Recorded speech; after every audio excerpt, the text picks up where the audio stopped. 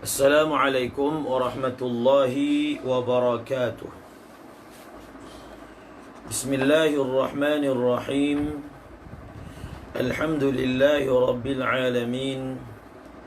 Wassalatu wassalamu ala anbiya'i wal mursalin Sayyidina wa maulana Muhammadin wa ala alihi wa sahbihi ajma'in. Alhamdulillah, syukur kita kepada Allah Subhanahu wa taala dengan limpah rahim dan kasih sayangnya kita dapat bertemu pada petang ini bagi meneruskan pembacaan daripada kitab suci Al-Quranul Karim melalui tafsir Al-Jalalain daripada surah Ibrahim. أعوذ بالله من الشيطان الرجيم. بسم الله الرحمن الرحيم.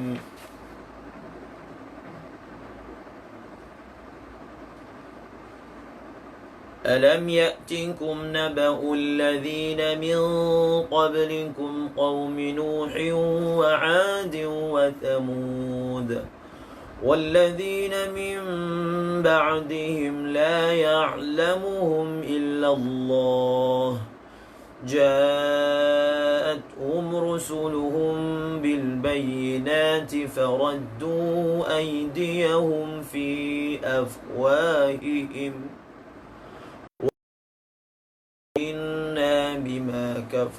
إنا كفرنا بما أرسلتم به وإنا لفي شك مما تدعوننا إليه مريب. بسم الله الرحمن الرحيم.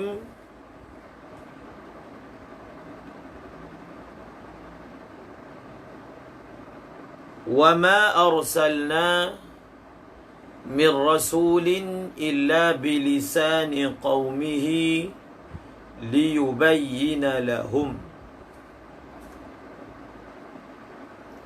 فيضل الله من يشاء ويهدي من يشاء وهو العزيز الحكيم. Semalam telah dibincangkan berkaitan dengan masalah bahawasanya setiap rasul akan diutuskan bertutur dengan bahasa yang sama yang menjadi bahasa kaumnya.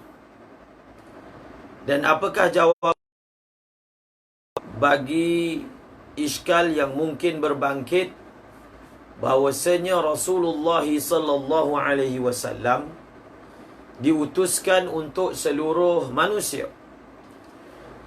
Namun seperti yang kita ketahui, Nabi sallallahu alaihi wasallam bertutur dalam bahasa Arab. Apakah jawapan bagi iskal ini telah diterangkan secara panjang lebar pada siri pengajian kita yang ke-8. Hari ini kita akan masuk pada firman Allah, fayudhillullahu man yasha'u wa yahdi man yasha'. Fayudhillullahu man yasha' wa yahdi man yasha' wa huwal azizul hakim.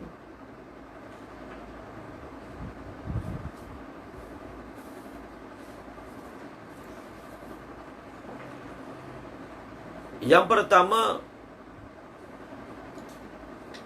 fa yang ada pada ayat fayudhillullah man yasha. Fa ini bukanlah fa ataf, tetapi fa ini di'irabkan sebagai memberi makna istinaf. Maknanya apa? Maknanya apa? Antara jumlah yudhillullahu man yasha wa yahdi man yasha dengan jumlah liyubayyina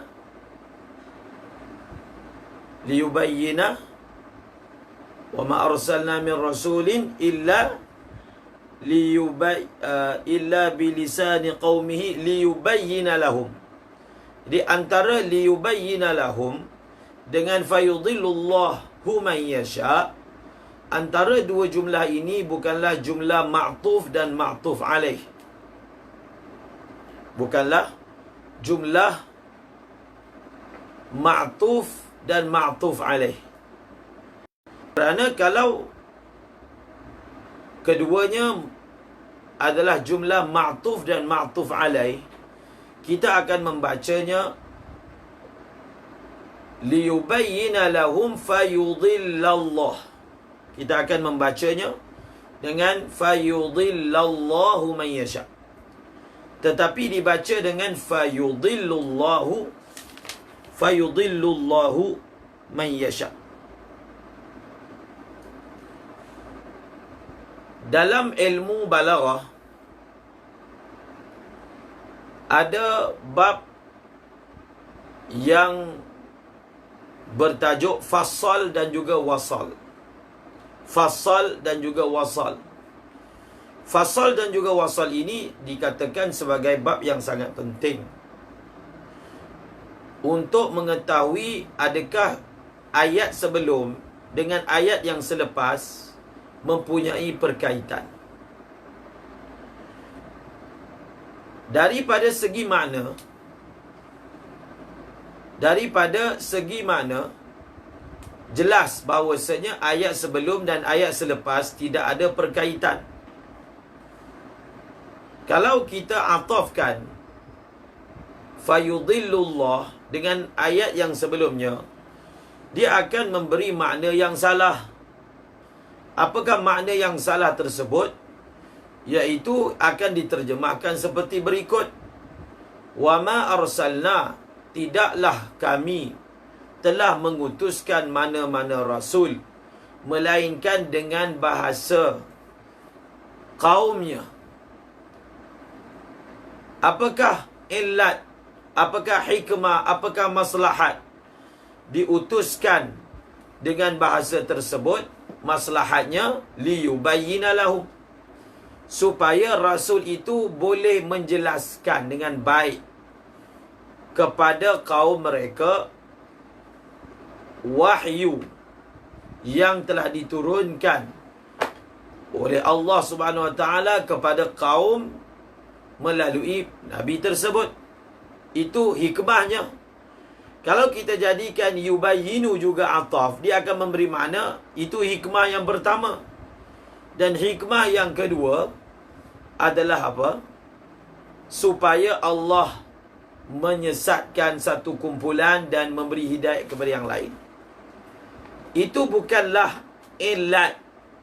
Yudhillullahu man yasha wa yahdi man yasha, bukanlah illat kepada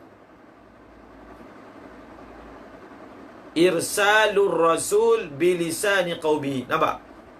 Irsalur rasul, menghantar nabi, menghantar rasul dengan bahasa kaumnya. Illatnya bukan yudhillullahu man yasha. Tak mungkinlah itu illatnya. Maka kekal illatnya hanya satu disebutkan dalam ayat ini, iaitu liyubayyina lahum. Daripada segi makna, dia sebenarnya mendukung baris yang dibaca fayudhillullahu man yasha wa yahdi man yasha. Dibaca dengan rafa'.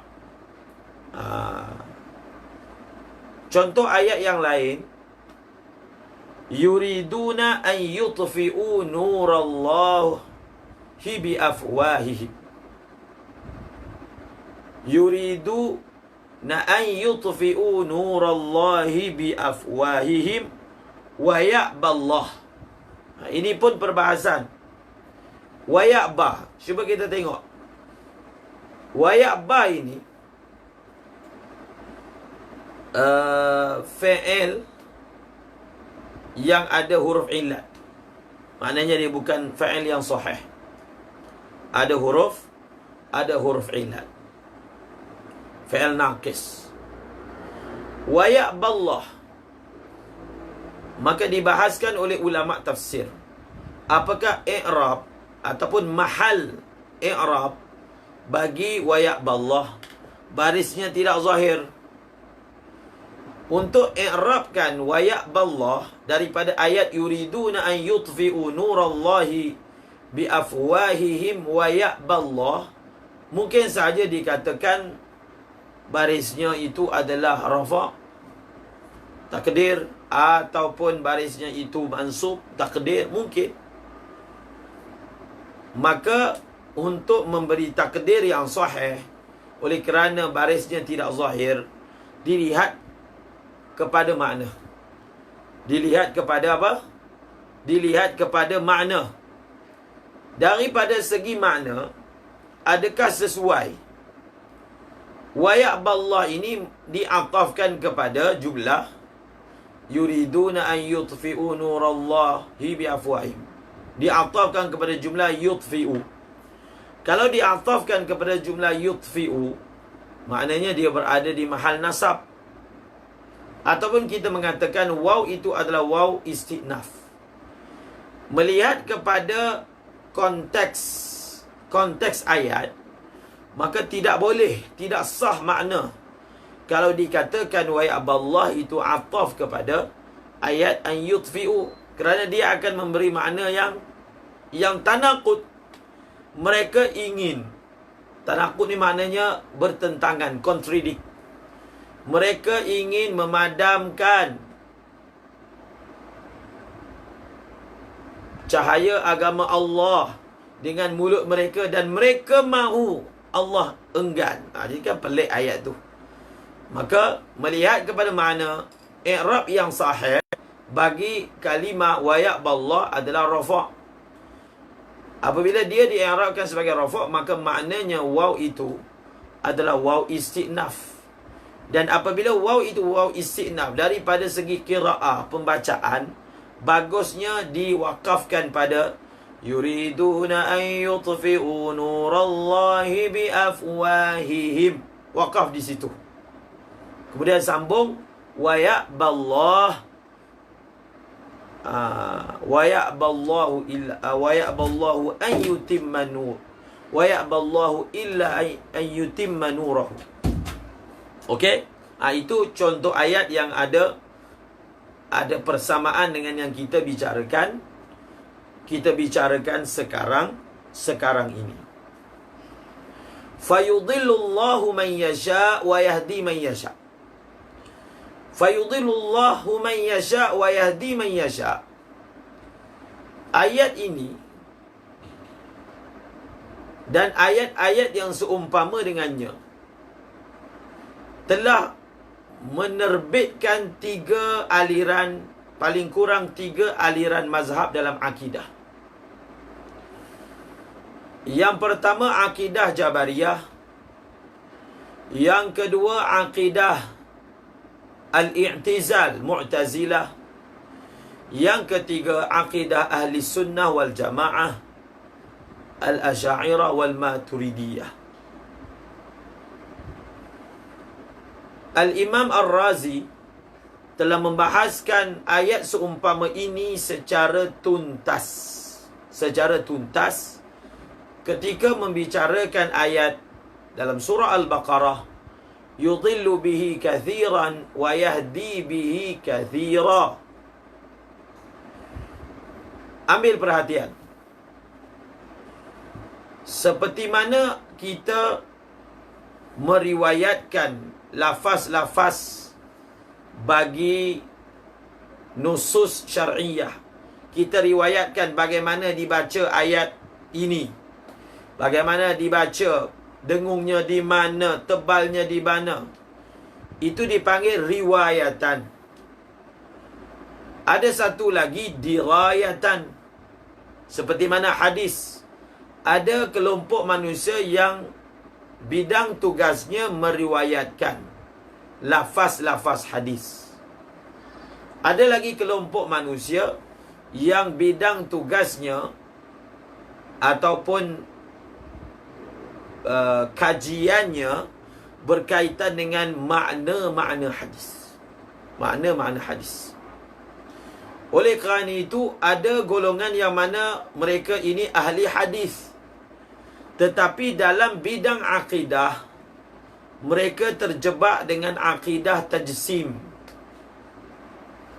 Mereka ini adalah ahli dalam tafsir, dalam akidah terjebak dengan akidah Mu'tazilah. Seperti mana kita bertalaki bagaimana menyebut lafaz-lafaz Al-Quran, kita juga perlu bertalaki daripada silsilah yang sahihah berkaitan dengan apakah yang dimaksudkan daripada ayat Al-Quran. Seperti mana ada silsilah riwayah, maka di sana juga ada silsilah dirayah, ataupun yang digelar oleh Al-Imam An-Nawawi sebagai silsilah tafaqquh. Silsilah tafaqquh. Maka dalam tafaqquh, dalam memahami ayat ini, cuba kita bayangkan, ayat yang sama ada golongan yang keluar sebagai Mu'tazilah, ajaran sesat, aliran sesat. Yang keluar sebagai Jabariyah, aliran sesat.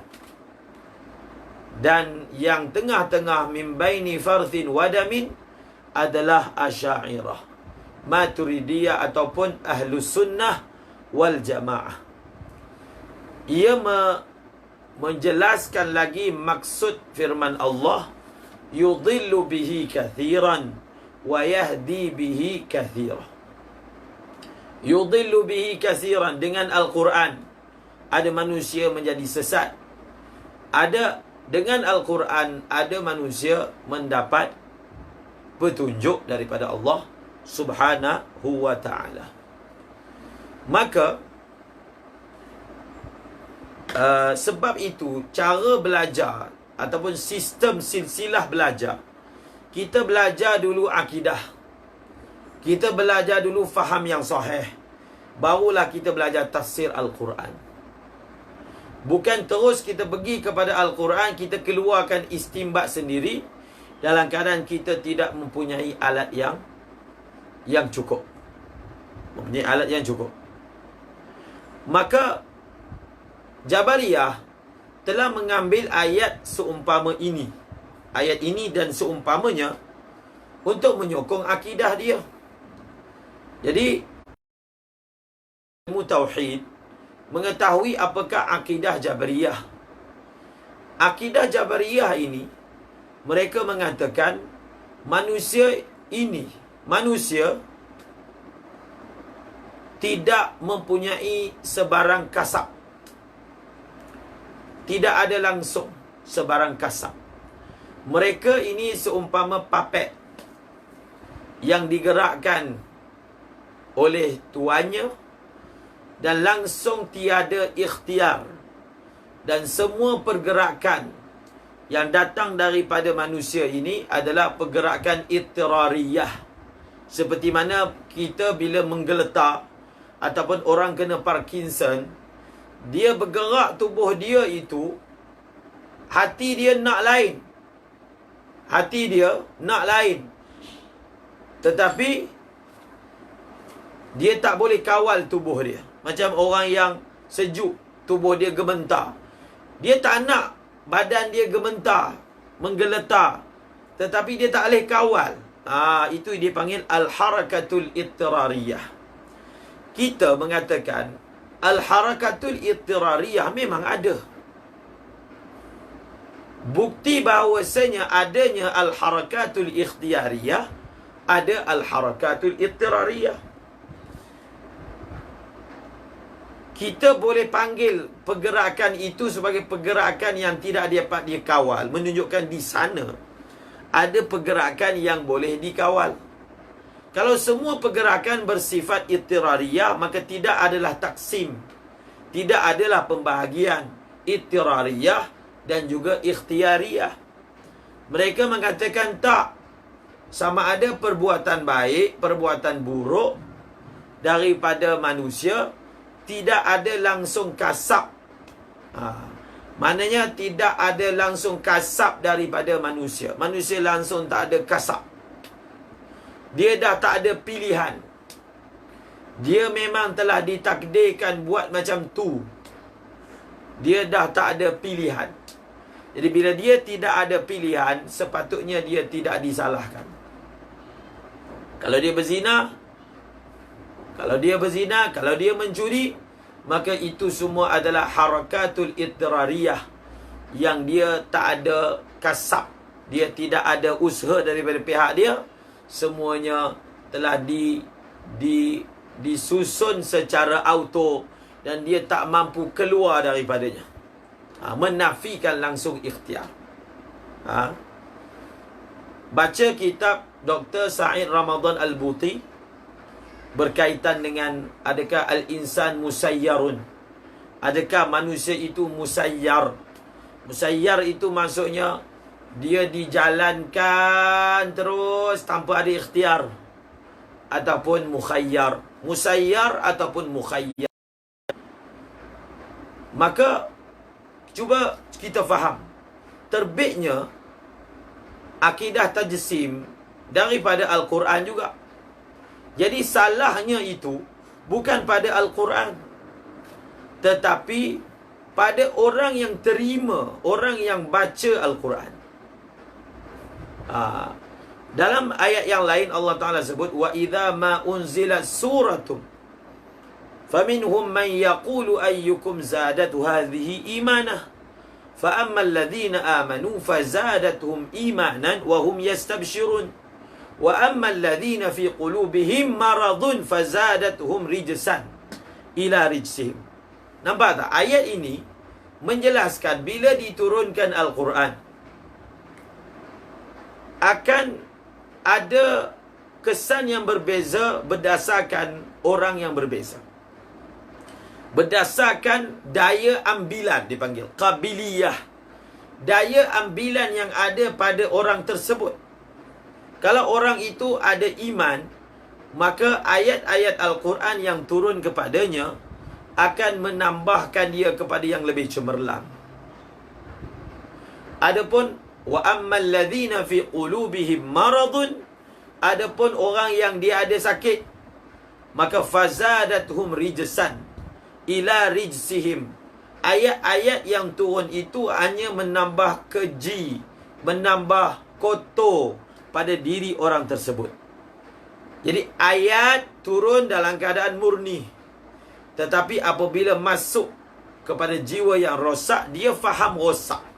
Nampak? Sebab itu sistem yang betul dalam mempelajari tafsir Al-Quran saya sebutkan tadi, pelajar itu perlu disiapkan dengan pembelajaran akidah yang betul, pemahaman fiqah yang betul, paling kurang manhaj ataupun metodologi pengajiannya itu dengan betul. Barulah apa yang dia faham daripada Al-Quran, apa yang dia faham daripada hadis akan terbit dengan yang betul.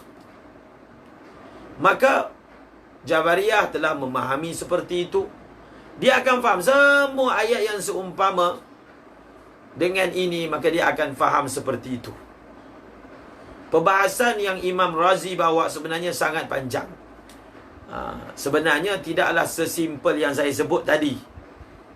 Jabariyah juga ada munaqasyah, ada berdiskusi tentang masalah ini secara panjang lebar.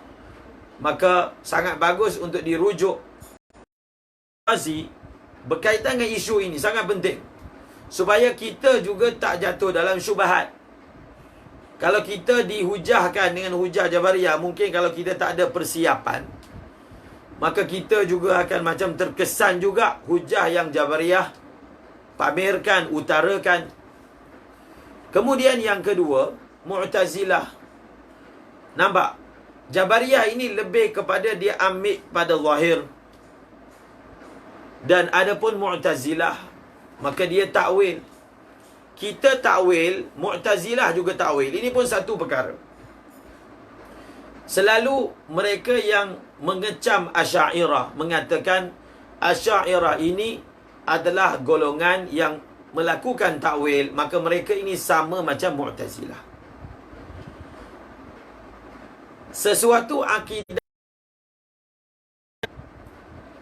bukan maknanya bila ada persamaan antara kita dengan Syiah, antara kita dengan Mu'tazilah. Kalau ada je persamaan, maka maknanya kita Syiah. Ada sahaja persamaan, maka kita jadi Mu'tazilah. Bukan macam tu. Itu fahaman yang falasi, tak betul. Itu bukan hujjah. Itu hanya safsataiyah. Itu bukan hujjah. Itu hanya retorik sahaja. Sebab itu ada orang yang mana mengatakan kamu ini adalah Syiah sebab akidah kamu mencintai Ahlul Bait. Mencintai sangat Ahlul Bait. Satu orang itu hanya akan dikategorikan dia sebagai Syiah, Rafidah, kalau pada dirinya ada akidah yang dengannya Syiah dipanggil Syiah. Adapun kalau ada persamaan antara apa yang diiktikadkan oleh Syiah dengan dia, tetapi apa? Benda itu bukanlah kerana itu Syiah diasingkan, maka dia bukan Syiah. Syiah mengatakan Tuhan itu satu.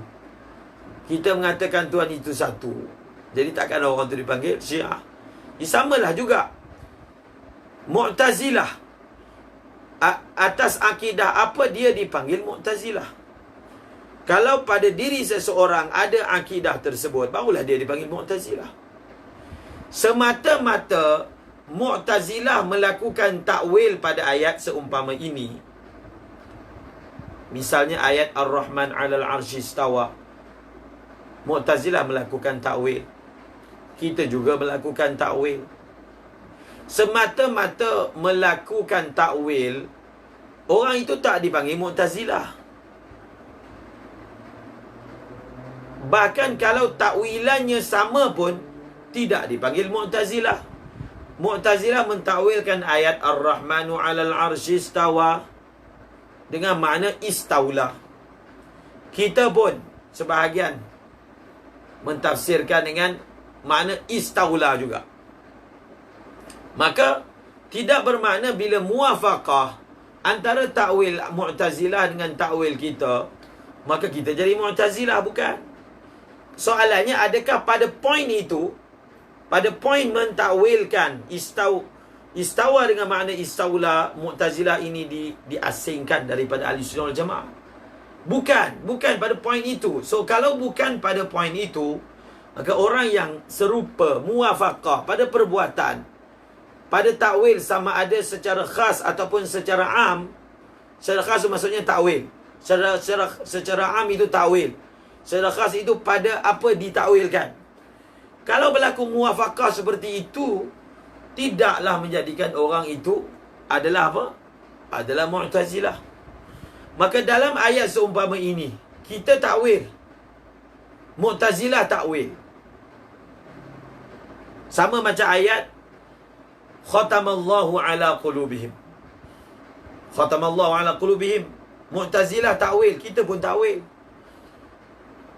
Yang membezakan kita dengan Mu'tazilah dalam ayat Khatamallahu ala qulubihim dengan ayat yudhillu bihi kathiran wa yahdi bihi kathira, dengan ayat fayudhillu Allahu man yasha wa yahdi man yasha, adalah apa? Cara ataupun masir kepada masir, penyudah daripada takwil itu. Kalau sama dengan akidah, barulah orang tu dipanggil Mu'tazilah. Jadi banyak orang guna hujah retorik. Oh, kamu ayat sama bunyi macam Mu'tazilah, maka kamu Mu'tazilah, kamu Jahmiyah. Nampak? Semasa-masa takwil, ataupun tidak memaknakan sesuatu ayat yang mutasyabihat, maka terus dikatakan sebagai apa? Sebagai Jahmiyah ataupun Mu'attilah. Adakah sekadar itu? Adakah sesimpel itu?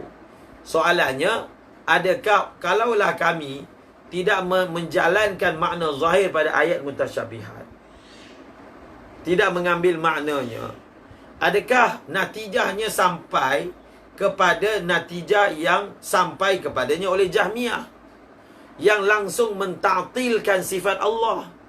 Maknanya Jahmiyah kata Allah ini tidak boleh dipanggil basir, tak boleh dipanggil. Tak boleh dipanggil istawa, tak boleh digunakan perkataan itu. Itu dipanggil Mu'attilah. Kalau Asy'ariyah menatijahkan dengan natijah yang sama sebiji macam Jahmiyah ataupun Mu'attilah, barulah boleh dipanggil Jahmiyah. Tapi kalau dia punya zahir macam sama kan? Macam sama, iaitu tidak maknakan ayat tersebut. Tidak maknakan ayat tersebut, maka nampak macam sama. Tetapi bila kita lihat kepada asas perbezaan tu memang berbeza. Kita juga mengecam Jahmiyah, kita juga mengecam golongan Mu'attilah, sehingga kita mengatakan siapa yang menafikan istawa maka dia kafir. Siapa yang menafikan nama-nama Allah boleh dinisbahkan dengan lafaz tersebut, maka dia kafir. Sebab apa jadi kafir siapa yang menafikan istawa? Siapa yang menafikan istiwa? Ulama mengatakan dia kafir sebab dia menafikan ayat Quran. Itu kan ayat Quran. Ayat Quran yang menisbahkan perkataan istawa, yang menisbahkan perkataan basir, yang menisbahkan perkataan sami'. Contohnya Jahmiyah, mereka ghulu dalam ta'til, sehingga sami' dan basir pun dinafikan. Jadi adakah Asy'ariyah menafikan sami'an basira? Tidak ada kan? Tidak ada. Jadi sebab itu dalam berhujah kena tahu titik yang membezakan, titik yang menjadi punca, ataupun kalau dalam bahasa mantik dipanggil fasal. Dipanggil fasal. Kalau kita belajar dalam mantik, dia ada jins, nau', fasal. Jins, nau', fasal. Macam contohnya jinsnya haiwan.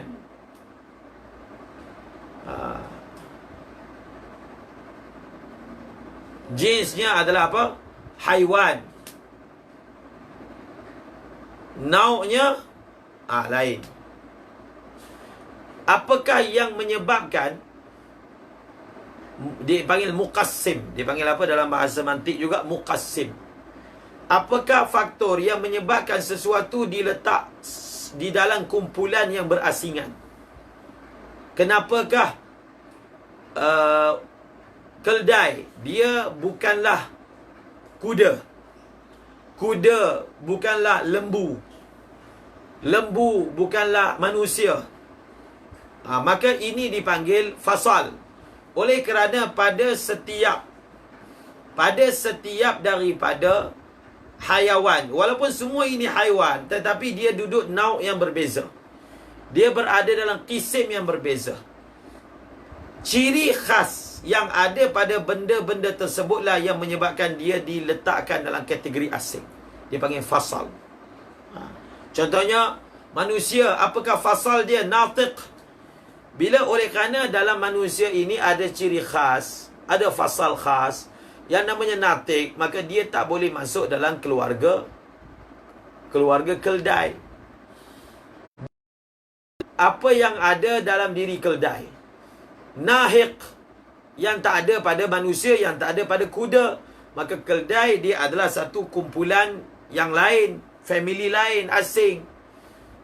Maka inilah ilmu pengkatalogan ataupun pengkategorian, mengkategorikan makhluk-makhluk dalam kategori. Apakah menyebabkan punca kategori itu berlaku?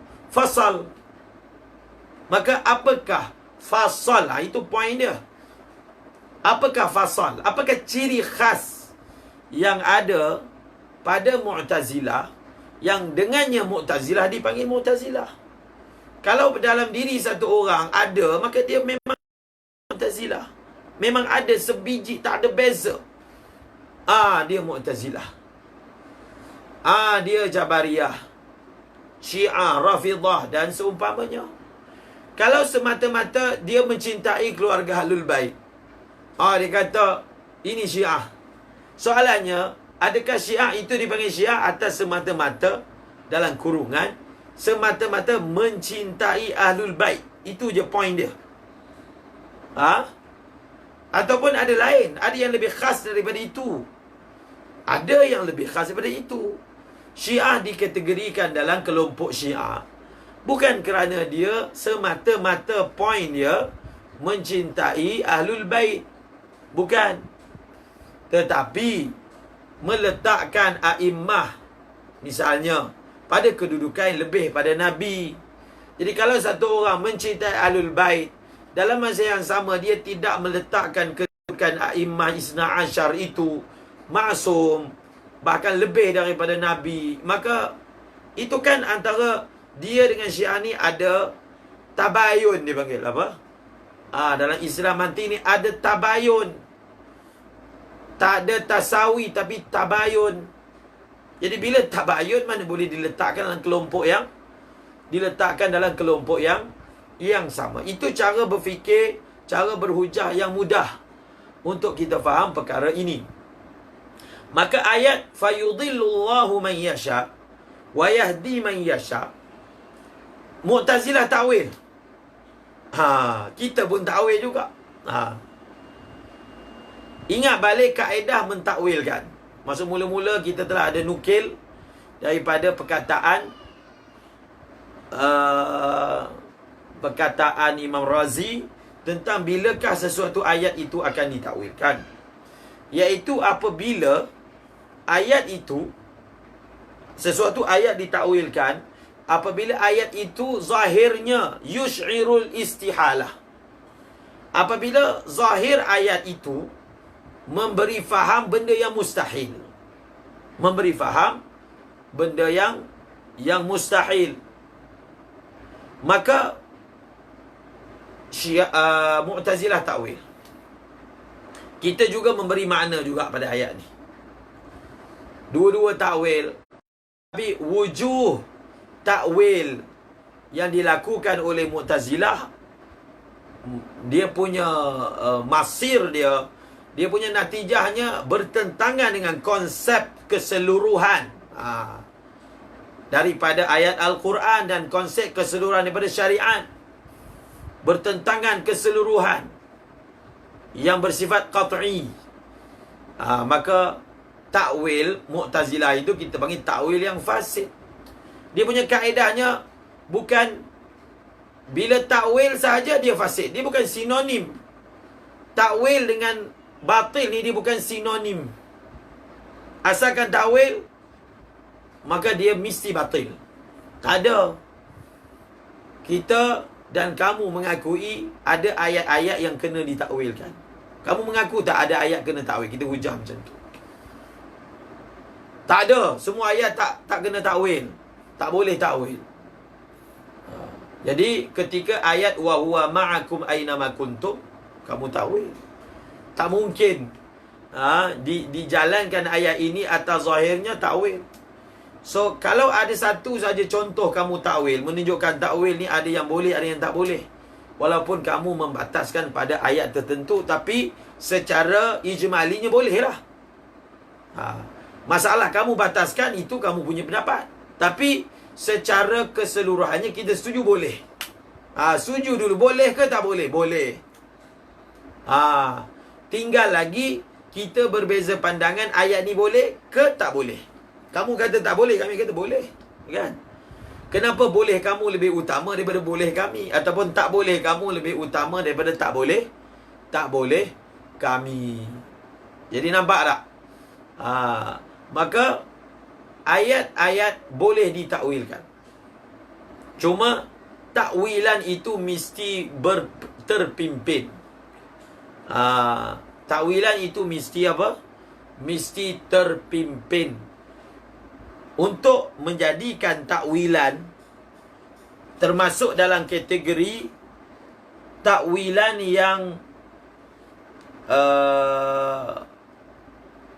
yang terpimpin, maka kena belajarlah. Kena belajarlah qanunut takwil. Bukan sembrono. Bukan sembrono takwil gitu je. Itu dah jadi batiniyah. Ini pun satu hal juga. Menganggap bahawasanya golongan yang mentakwilkan ayat ini batiniyah. Beza. Ini pun kena belajar haddul fasil, yang membezakan apa beza batiniyah dengan tafsir isyari. Apa beza antara tafsir batini dengan tafsir isyari? Ini saya nak sebut poin ni. Kita sebut terus. Setengah orang bermudah-mudah memasukkan orang ini sebagai batiniyah. Ini batiniyah ni. Tengok dulu. Kamu tahu ke yang dimaksudkan dengan batiniyah ataupun tafsir batin ini apa maksudnya? Dan apa beza tafsir isyari dan juga dengan tafsir yang digunakan oleh golongan apa? Golongan batiniyah.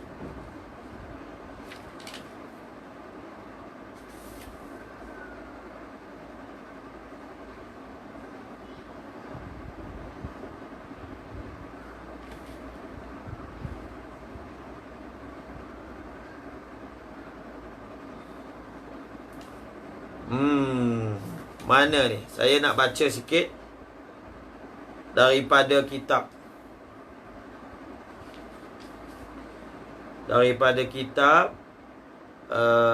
Mufti Taqi Osmani.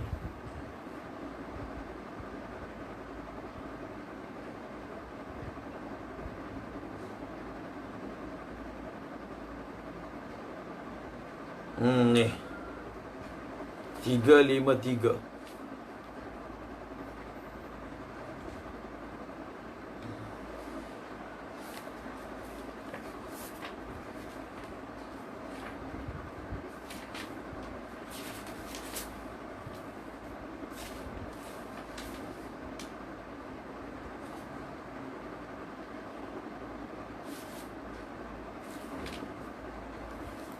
Maulana Ashraf Ali Tanwi ada menulis kitab berkaitan dengan tafsir isyari.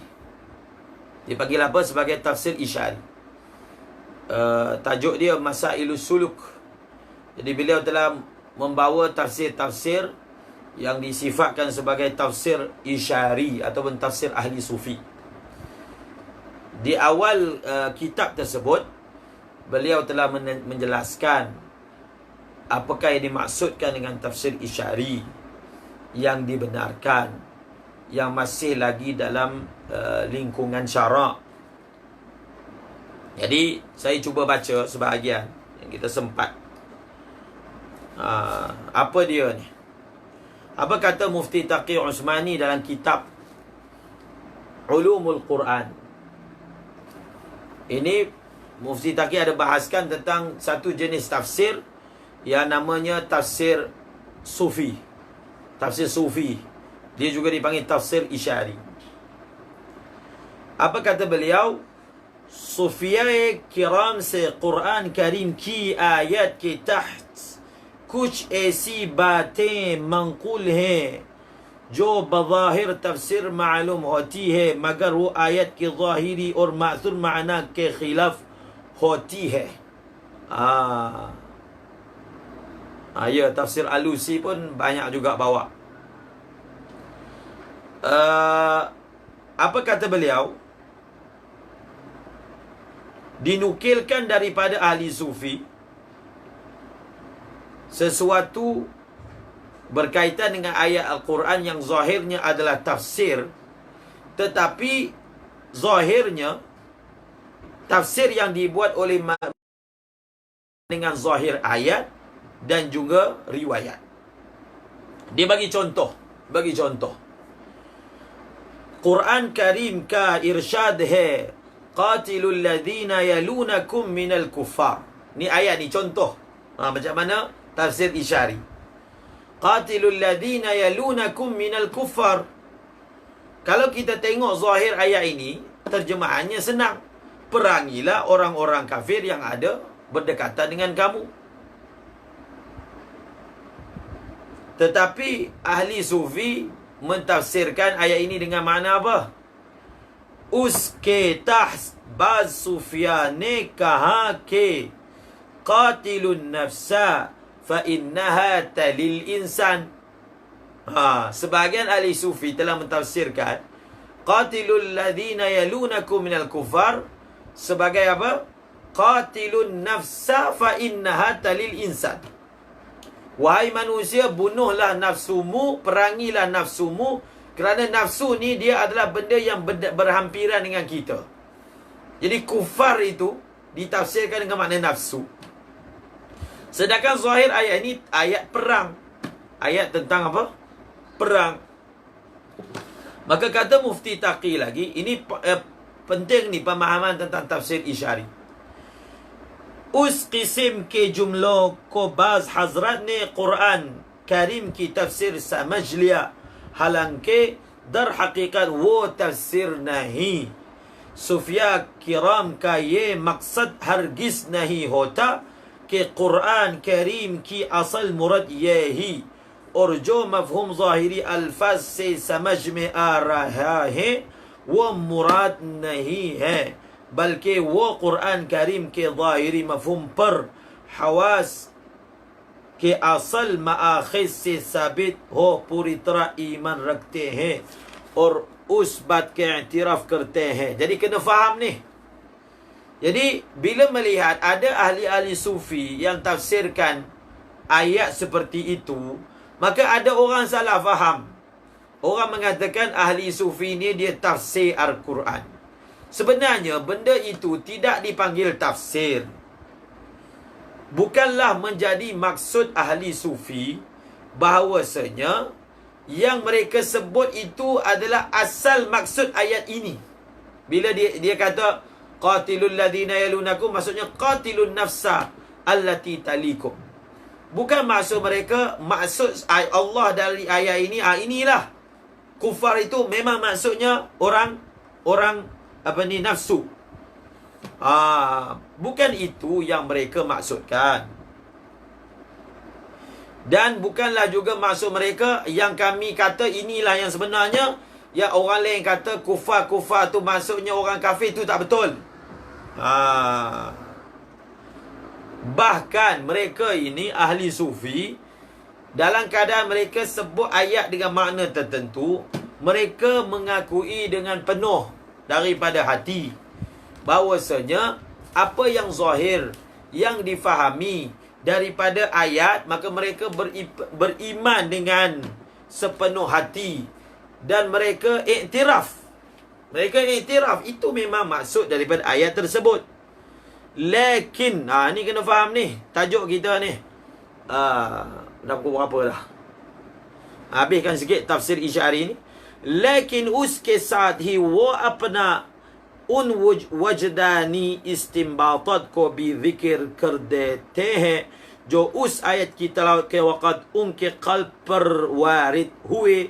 चुनाचे मज़कुर बाला मिसाल में सूफिया का मकसद ये नहीं है कि उस आयत में कुफर के मुकाबले पर जिहाद क़िताल का हुक्म मुराद नहीं, बल्कि उसका मकसद ये है कि कुफार से जिहाद व क़िताल का हुक्म तो उस आयत का असली तक़ाज़ा ही, लेकिन उसी आयत से वजदानी तौर पर इंसान को ये भी सोचना चाहिए कि सब करीबी नाफरमान उसका नफ्सु है जो उससे बुराई पर आमादा करता रहता है.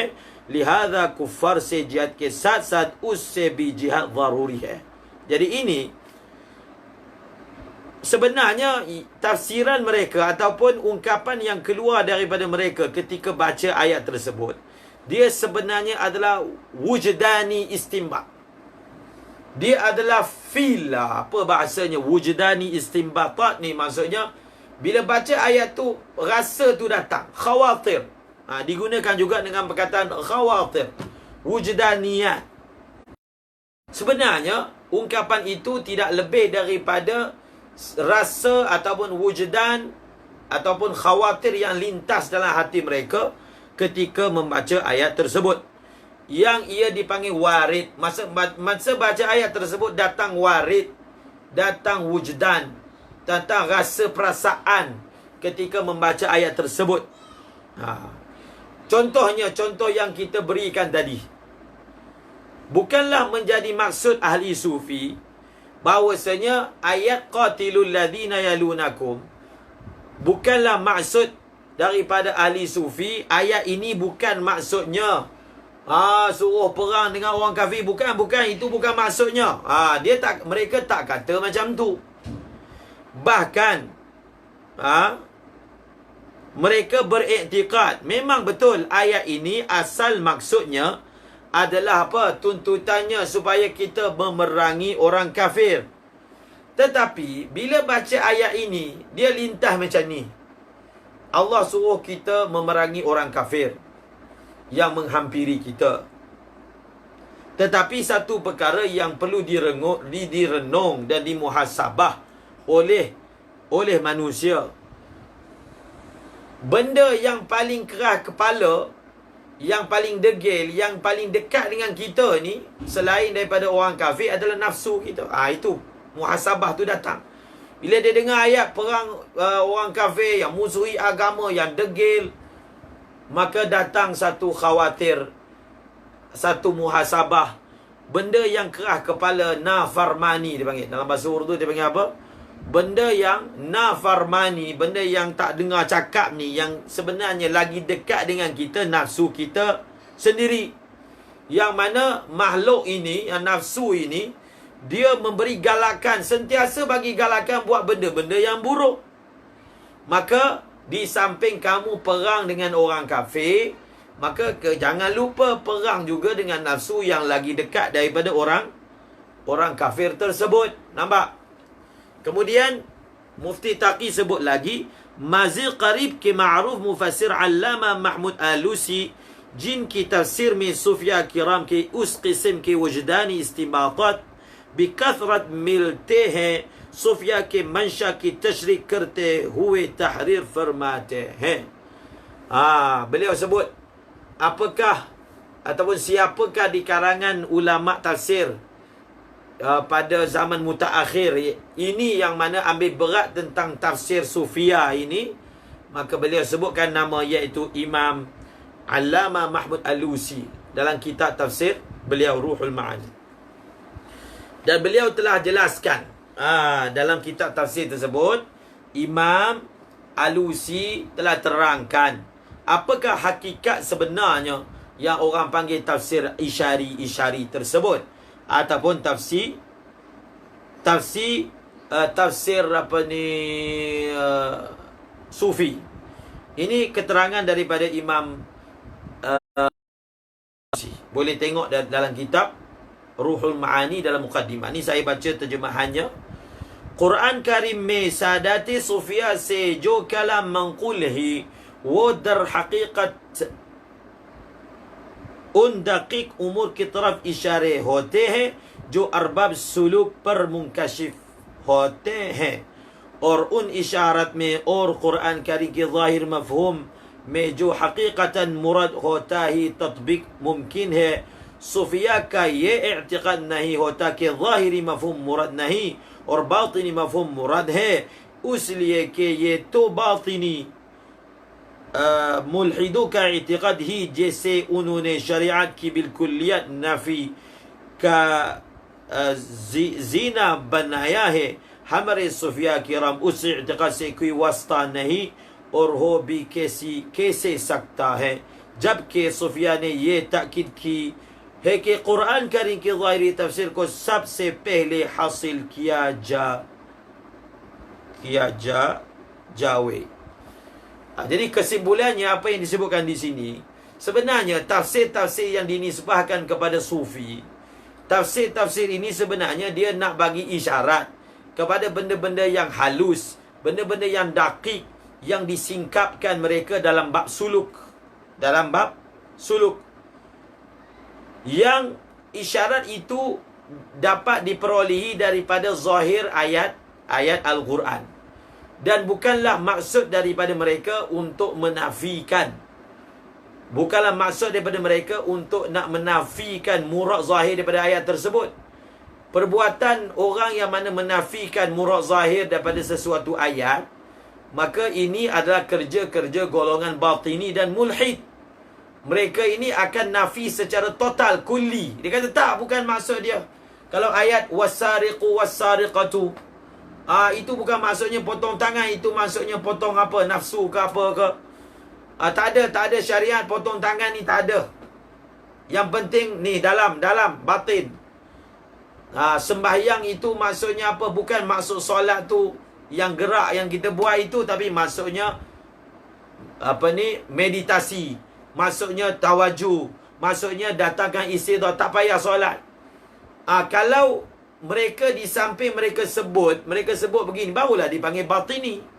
Tapi dalam masa yang sama mereka bercakap benda seperti itu, tapi dalam masa yang sama mereka semayang, mereka bayar zakat, mereka bercakap soal syariat juga. Jadi walaupun ayatnya sekilas nampak macam sama, tapi tengok pada natijah yang macam saya sebut tadi. Adakah mereka ini yang mentafsirkan dengan tafsir yang nampak macam batini, mereka ni tinggal semayang, tinggal haji, tinggal zakat? Seperti mana golongan batini yang wujud misalnya di Malaysia yang tak semayang? Kalau sama, barulah boleh mereka ini dipanggil batiniyah. Kalau hanya ayat nampak macam sama, perbuatan nampak macam sama, tapi natijah tak sama, tak boleh dipanggil. Dia kata bagaimana mungkin, kata Imam Alusi, bahawasanya golongan sufi ini dipanggil batiniyah, sedangkan mereka ini meletakkan prioriti dalam tafsir Al-Quran. Syarat untuk bercakap tentang tafsir isyari ini, syarat dia mesti lepas dulu tafsir zahiri, ataupun dengan bahasa yang lain, kena lepas dulu syariat. Itu syarat yang telah ditetapkan oleh mereka. Bukan hanya bercakap, tapi segi perbuatan pun mereka tidak, mereka mematuhinya, maka adalah salah. Ada golongan ni sekarang ni suka membatinikan orang pun ada hal juga. Itu satu masalah juga, mudah membatini orang. Ada golongan yang mana mudah mensyiahkan orang, satu hal. Ada golongan yang mudah menjahmiahkan orang, satu hal. Ada pula golongan yang dia mudah mengatakan ni golongan batiniyah. Mana sama? Mana boleh letak kedudukan Ibni Arabi itu sama macam lepat? Jauh langit dan bumi, kan?